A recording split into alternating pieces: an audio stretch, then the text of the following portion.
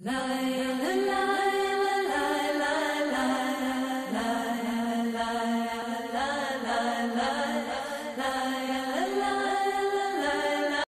why were we not told about this meeting and that the senator wouldn't be on our flight until the doors were shut and we were about to taxi to take off? Again, we had a desire. Senator Obama had a desire to do some meetings. Others had a desire to meet with him tonight in a private way, and that's what we're doing. We set up these meetings. They're being done tonight. Again, Is there more than one meeting? Is there more than one person with whom I'm not going to get into all the details of the meetings. I don't know that I've got a ton more different answers for all of your questions. Obama wasn't going to Chicago. He had a meeting to attend, a secret meeting. Initially, it was believed that the secret meeting took place at Clinton's Washington, D.C. home. Obama's spokesman denied that, but won't confirm where the former rivals met. He also declined to comment on their topics of discussion. For a day and a half, the mainstream media engaged in a wild goose chase, trying to find out where Hillary and Obama had gone. 3 cover stories later, the corporate press had to admit they had no idea where the 2 candidates had gone. And to this day, Clinton and Obama aren't talking.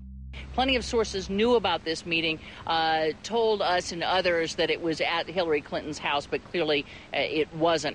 In 2008, the trail led us to the Westfields Marriott Hotel, right outside Washington, D.C. We just flew into Washington, D.C. We're driving to the Westfields Marriott. Tomorrow, the hotel's closed throughout the week into the weekend for the Bilderberg Group meeting. We're going to check in the night before. They're going to kick us out tomorrow. So we're going directly into the belly of the beast. The hotel will be filled with at least 5 spy agencies: CIA, Defense Intelligence, Mossad, European Union security. We checked into the Westfields Marriott 48 hours before hotel guests were scheduled to be thrown out ahead of the annual meeting. The building was nestled in the heart of the military-industrial complex, with the National Reconnaissance Office and Raytheon just a stone's throw away.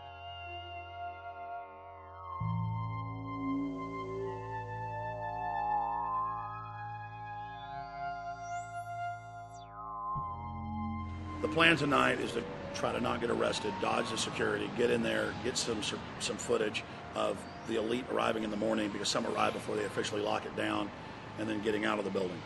That's our plan. I'm also going to be getting a call by a international syndicated radio show, Coast to Coast AM with George Noory, and all week he's getting briefings from me every night about things as they develop.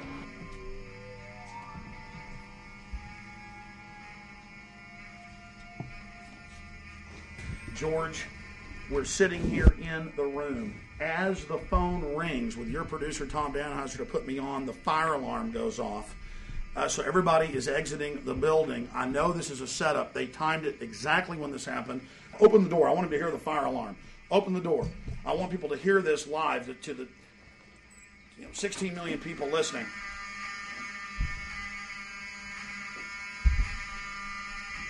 George, do you hear that? Now, they're going to use this as an excuse. The Westfields Marriott, right outside D.C. in Chantilly, they want to use this to flush us out of here. They're very upset. Everybody that covers Bilderberg, I was detained 2 years ago, interrogated, screamed at. They said Bilderberg was upset about me, wanted to stop us.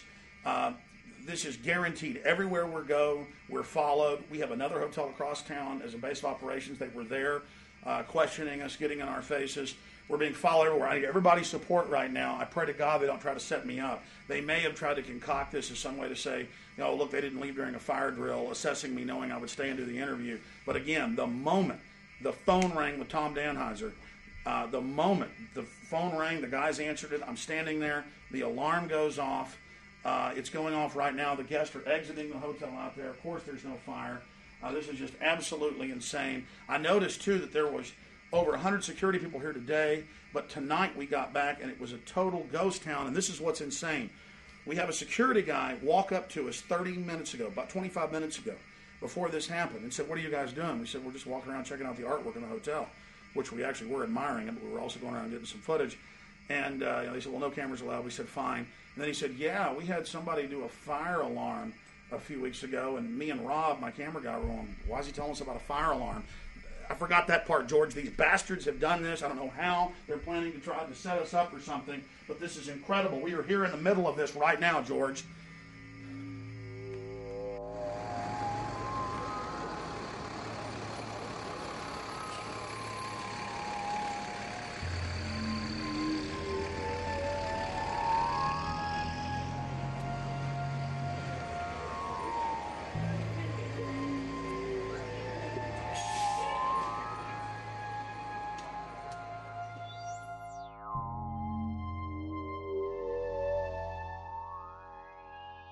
Hey, stay there. Keep it locked.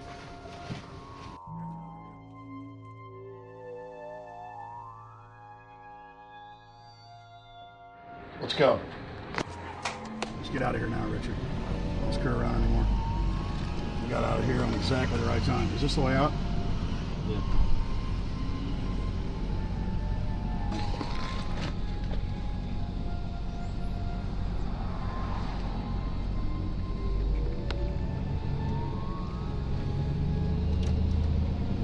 We got a car right behind us.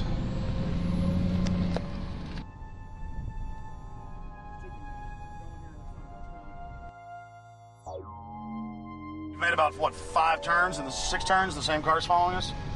Now looks like he's following us into a... He came out of Bilderberg, he came out of the Westfield. He's being a little bit subtle, but... Not too. So there he is. That's him over there in the blue green car. Yeah.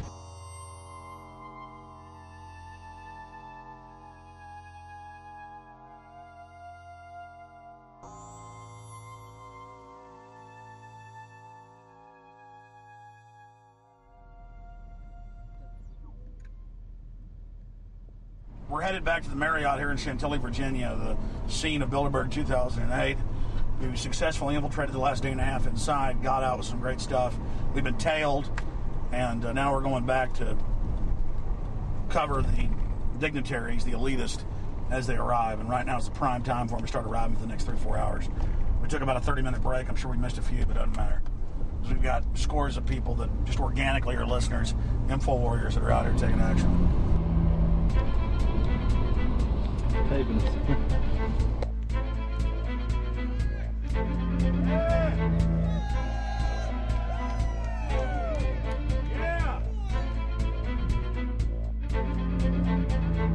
we're going to be out here for the next 3 days while you try to chart the future of our destiny. We're taking our destiny back. You're not our gods or our masters. We witnessed at least 7 convoys of armed Secret Service entering the Westfield's Marriott, and internal sources confirmed that both candidates did attend at least one meeting inside the conference. While the Bilderberg Group was 100% successful in 2008 at keeping their name out of the mainstream media, they did not fare as well when it came to the exploding independent press. During the entire 2-day event, anti-New World Order protesters and alternative media encircled the hotel. You are being exposed everywhere. From David Rockefeller, from John Edwards, from Bill Clinton. Your game of secrecy is over. You're gonna pay. Get him. It's up close. You piece of shit. You piece of trash. This is Bernanke, man. Bernanke, you're going down.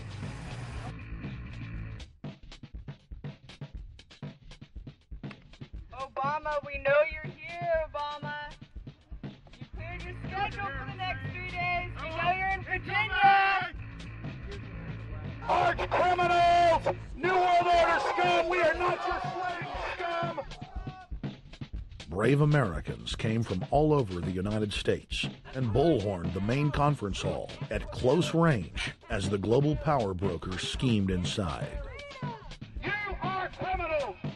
You control the central bank, you control the currency, and you're turning our beautiful country and world into a nightmare! The global elite are desperate to keep their organizational meetings a secret.